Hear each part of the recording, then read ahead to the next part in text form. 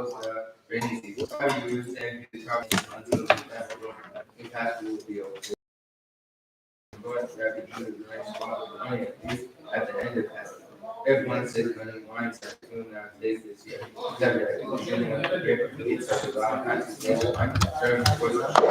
Siyata Dishmaya, the Torah Kedusha, with the help of Hashem, the Torah Kedusha tells us what was the pivotal point that caused the Jewish people to be redeemed from the work in Egypt.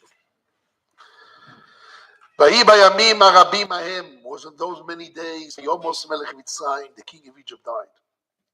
Vayanchu bnei Yisrael min ha'avodah, the Jewish people were resting from the job. I won't say the word vayanchu is resting. Anochu means a person makes like a voice, like a round voice. Vaizaku, they shouted. Vatal shavatam el Elokim, the shouting went up to heaven, to Hashem, min ha'avodah, from the work. So we see that what caused the Jewish people to be redeemed is the shouting. Vayanchu vaizaku. I want to explain this concept. First of all, the Ramban explains what really was the pivotal, the breaking point that made the Jewish people to shout. So he says that while the king, Melech Mitzrayim, was alive or he was functioning, I had hope that one day it will change. But when he died, or when he became sick, went to one pshat, he didn't really die, he had tsaras, and he started to slaughter little babies of Jewish people and wash himself with their blood, as if that would heal him. So they lost hope. As the Ramban brings down, the custom of slaves, they're always looking forward that the master will die, when they can get rid of him. But then they can be released. So they're waiting for the day of his death.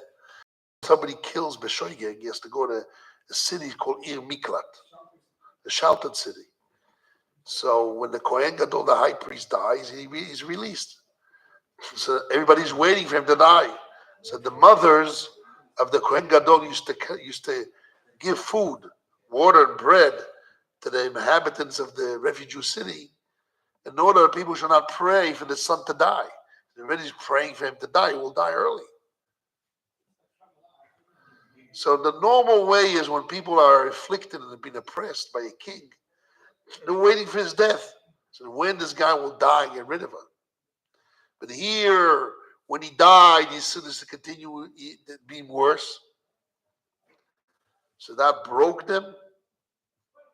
And from that moment, they chose life than death, death from life. And they shouted to God. I just want to make a similarity to the famous Midrash Yalkut Shimoini. Omar Abshua Rachmeini, Ein ben David bo. King David cannot come. Mashiach Tzidkenu cannot come. Ela'ad, only until she Tibu, that we demand. We have to demand Mashiach, Beis Hamikdash, in the kingdom of Hashem. Shenemar ubikshu es Hashem Elokeim es David Malcolm. They will request. They will have to request David, Beis Hamikdash, and Hashem. Bikshu es Hashem Elokeim. They have to request Hashem, our God, and our King David in Beis Hamikdash. You know, everybody knows before you get married, you have to find a wife. And it's not so easy because, especially Jewish girls, you call them Jap. It's like a slang in the right. Because Jewish American princes, they're very hard to capture. And you have to work hard to capture them. And they say in English, they play hard. They're very hard to capture them. The Gemara says that women are like ducks. You know, a duck. A duck, when he walks, his body is up forward, but his eyes always looking backwards, which means he walks forward, but he's looking backwards if the man is after him. He's always showing that he's not really doesn't really want the men, but he's always looking backwards, and one eye backward. Are you looking after them? Which means they want and enjoy the running and the chizu after them. That's a nature. That's the nature, but that's what you have to do. When they get married, you have to do those things. That's a fact. You don't want to do it, okay? So stay single. But you want to not stay still. You have to do the job. There's certain things you have to do. And it's not a mitzvah. It's part of what Hashem wants. Every woman had different things how to run after them, but you have to do it. It says by Yaakov Avinu that when he wanted to marry Rochel, he used to send the sivloinos. What was the greatness of Rochel? That when Lavan received the gifts, he used to give it to Leah, and Rochel didn't say a word. That was the greatness of Rochel. But even Yaakov Avinu, when he wanted to capture Rochel, what did he do? He sent the gifts. We have to send gifts. We have to send sivloinos. That's part of the order of things. That's what has to be done. Same thing is, so you have to request. If you just don't request a woman, she won't come. Shlomo HaMelech wrote a whole book called Shir HaShirim to describe the relationship between Hashem, the Shechina, and the Jewish people and the Shechina. And he describes that relationship with a relationship with a husband and wife, a man and a woman. And that's what the Gemara says. All the songs are kodesh. Shir HaShirim is kodesh kadoshim. Always. Not only that, the Gemara says anyone that makes a song from Shir HaShirim, which means he takes a song as just a moshel, not the nimshol, just the proverb, and not what's being proverb on. So he's a Rosh Marusha. It's a big sin. It's a very big Aveira. Because you're missing the whole essence. You're disgracing the words of Shlomo HaMelech. Shlomo HaMelech is not a love song. It's just a mashal for us to understand the relationship between the Jewish people and the Shechina and Hashem, the Hashem and the Shechina and Hashem, the Shechina and the Jewish people, both sides. He says, says that he wants to grab her, she ran away, and I'm waiting, which means the Jewish people are like this woman that she committed adultery. She betrayed her husband. He went and worshiped idols. So what happened? The husband had to get rid of him. And he got with others, as if the nations. But what happens? He's always waiting for the one that he really loved, this youth, this girl of youth. There's no replacement for girl's youth. But she needs to show that she wants the relationship back. If there's no showing that you want a relationship back, so there's no forgiveness. So you cannot renew the love. So really, that's what Rabbi Shimon ben Asya. Ein bein David bo, but David cannot come unless Elo al Yedei, only that we mevakesh. We have to request, Hashem, we want you to be our king. Hashem, we want Mashiach now. When I was a young boy, I used to go to the Lubavitcher Rebbe. I used to stand there. Lubavitcher Rebbe, he used to sing. He used to tell us to sing. He used to do it like this with his fingers. And I used to look up like this. It was like amazing, like an unbelievable rabbi. He had about 7,000 people there in a small besmedesh, on Baranches. He was there. We had all the area. We were kids. We look at the Rebbe. The Rebbe's telling us to say psukim and this and that. He used to say, we have to sing. What do we have to sing? We want Mashiach now. And I was a child. What the hell? A big Rebbe is telling us to sing. We want Mashiach. It's a joke. If we do Torah and Mitzvah, do Tshuva, Mashiach will come. And when David boil and then Golim will be Tshuva. When the Jews will do Tshuva, Mashiach will come. It's not enough. We have to demand it. We want Mashiach. We have to scream, we want Mashiach. We want to demand it. We want the kingdom of Hashem. We have to show we want it. If you don't show the girl you want her, it will not work. If it doesn't show an opening for you, it won't work. It has to be an opening. It has to show. Hashem knew the pain of the Jewish people. was waiting for that shouting. It's called primal scream. Anyone that learns to be a psychiatrist or one of those psychologists, they know when people have pain, they have such a thing called the primal scream. They have a buildup of pain in the emotions. I was only once in my lifetime next to a man that released a primal scream. Only then I knew about this concept in psychology. There was a guy in the yeshiva here who was about 20 years in the yeshiva here, and he had a brother. And he asked Rosh Yeshiva, my father was his memory, can I bring my brother here? Let's all know, I'll take care of him. Because I have to take care of him in the yeshiva. So give me a room, I'll pay for it. And I'll be in the yeshiva, and he would learn this and that. But we didn't know the pain of this boy was. And we're sitting in the yeshiva in the Smedish, and I was sitting and teaching. I had here in the middle, a long table, maybe 15 guys were here. And then he was sitting on my left, and suddenly I heard such a shout that it went through me like a Röntgen. Ah! Like, I was like, what? I was shaking. There was a primal scream that the pain went so strong out that it vibrated through me like I didn't exist, like I was a piece of paper. And I went to my father. Father's a big psychologist. He was a doctor. And I asked him, what is this? He told me it's a primal scream. It's a tremendous pain that suddenly is being released. Vayizaku! Wasn't enough that they meshabed the Jewish people for 80 years. Wasn't enough. 80 years, 80, 60 years, they're being in pain and being oppressed, right? I mean, it was always, but the last 80 years of the 210 years was really strong and oppressive, very strong. What happened? It built up, the pain got built up. And then when the Melech of power, the Melech of Mitzrayim died, or they see there's no hope,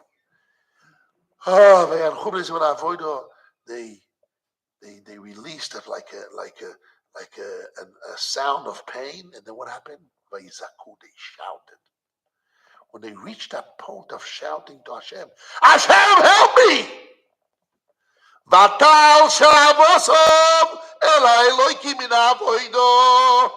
Then they shouting went up to Hashem from word Vayishma Elokim. Hashem heard they shouting. Doesn't say Hashem heard the pain. Hashem heard the crying, the davening. Is na'kosom. Rashi is na'kosom tza'kosom. Shouting. This is a very important thing. When somebody has problems, I saw it many times in my own lifetime. I have problems, I daven to Hashem, I cry and davening, but it will reach like the rock bottom. And then I shout to God from my heart. Not that it doesn't necessarily a primary school with words, but if I body out of the heart, I said, Hashem, help me, I have no way, no choice. Hashem right away answers. It has to be real. It hits from the bottom of the heart. There's a famous story of Chaim Shmulevitz. He came to Yerushalayim, and the Jordanians were shooting missiles on Yerushalayim. And they were shooting. A lot of people were dying because we had to go out to your house to buy food, and the missiles hit a lot of people. And suddenly all the missiles stopped. And Chaim Shmulevitz said he heard how it stopped. A miracle. Suddenly the Jordanians stopped shooting.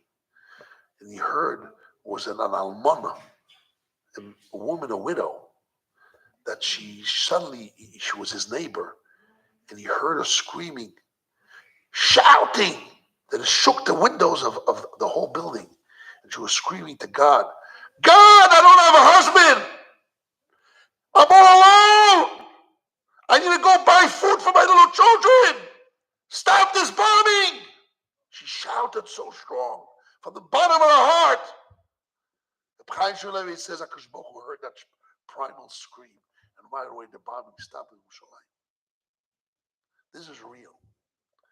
Vayizaku, that's what Hashem wrote it in the Torah. You have to learn from this. Vayishma Elokim esna kosom tza'kosom, Rashi says. Hashem heard they shouting. And then Vayisko, remember, the Elokim is Brisoi. It's his covenant of Avraham, Yitzchak, and Yaakov. Vayar Elokim is B'Yisrael. Hashem saw the Jewish people. Vayeda Elokim, he knew. He knew that, which means he always knew. He always saw or change. Which means He wants, Hashem is misavel tfilos shel tzadikim. Hashem desires our shouting to Him because for our benefit. When we reach rock bottom and we shout to God from our hearts, that little position, if you capture that moment, like you went to ever a game, a baseball game, or some kind of football. In Israel, is a football. And then when there's a goal, they're waiting for 10 minutes and they passing the ball. It's not like basketball is every second you have a shoot. But a football, right? A football or soccer, you're waiting for 10 minutes and they show them this and the ball was almost everybody's like pressing, eating popcorn and they're waiting. And suddenly in the last second, a goal. Everybody screams, they're shouting, the primal scream. If you ever went to a place that like it penetrates, it electrifies the people. The shouting, all the emotions is there. That's what it means, Vayizaku. There's a moment of what? There's a moment of a full emotions, and the entire body full with emotions, totally connected to Hashem, and you beg Hashem, help me. That relationship, Hashem was waiting for 210 years. That at the end of the 80 years, he was waiting for that moment that the Jewish people will reach the shouting moment. And really, there's a famous story. It was a rabbi that was in the Western Wall, and he sees a rabbi comes at 2 o'clock at night, and he cries and he shouts to Hashem. And he says, he waits on the side, and he says, Rabbi, do you need help?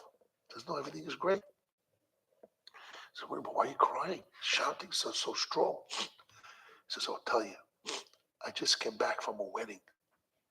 My daughter, for about 12 years, she didn't find a shidduch. She was an alte kaka. Nobody wanted her. I suffered so much. And finally, she found a shidduch, and tonight was the wedding.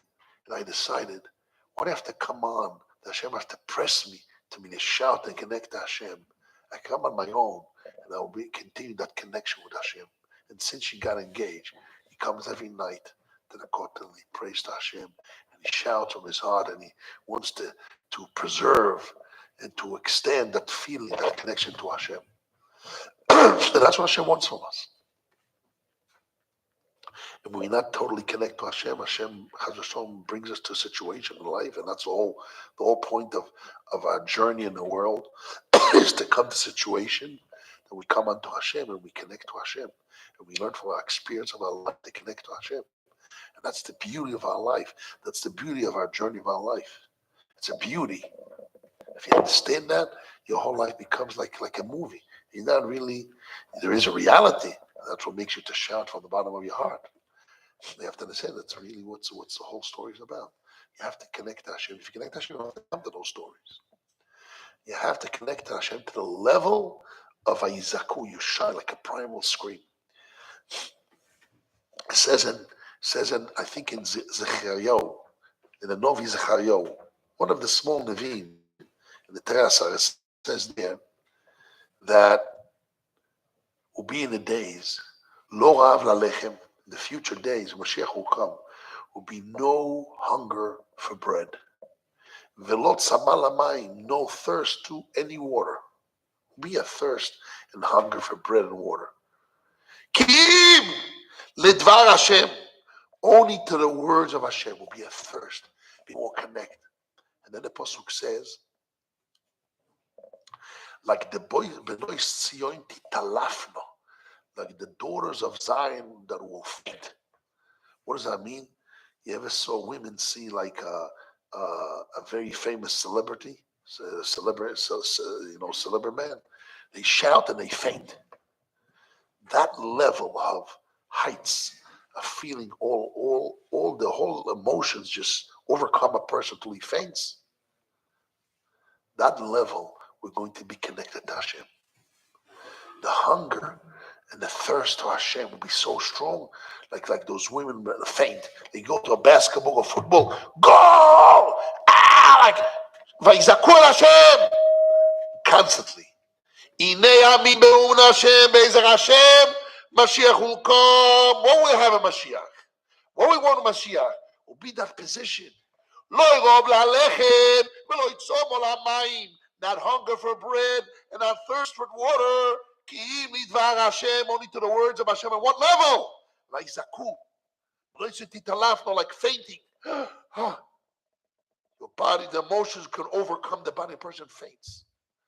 This is also they see in people when have like a fist fight. You have all those somos and the people that Thailand punch, whatever it is. They give a punch to a person, certain, and the person just faints. I saw them many times. I saw them real. I was in Thailand. I saw they give a punch to a person, and the pain is so strong, overcomes the person. Person just faints. 1 second, he faints on the floor. It's the same thing, but that's in a negative way. The pain overcomes the body. The emotion of pain overcomes. Talk about the not the pain, the happiness, the emotions, the connection to Hashem, that expansion, and you connect to Hashem, overcomes a person body until he faints. Wow. Oh, Hashem. Imagine Mashiach will come and Hashem will be revealed to the world. Where Hashem what it will be. And that's why we have to strive and desire. We want Mashiach to come. We have to demand. We want that love, that connection. We want to be fainting to Hashem. We want to be in a position that we thirst and hungry to the words of Hashem constantly. We're not high, extreme, hash. Who knows what all those drugs you call in the heights. You're always high with Hashem. In that position, Hashem wanted to bring the Jewish people. But unfortunately, the negative, because Avraham Avinu is B'meida, and Bizaz Hashem said will be in exile, but we broke it. What made us to get out of it? The Jewish people got to that level, to that point. Like Zaku el Hashem, they shouted to Hashem. That was the breaking point. Hashem should give us a bracha to always be connected to Hashem and to strive to have that connection, like the primal scream, to be connected to Hashem with all our hearts, always, until Mashiach Tzidkenu comes speedily, Be'ezer Hashem. Shabbos. We have 10 people. We can say Kaddish.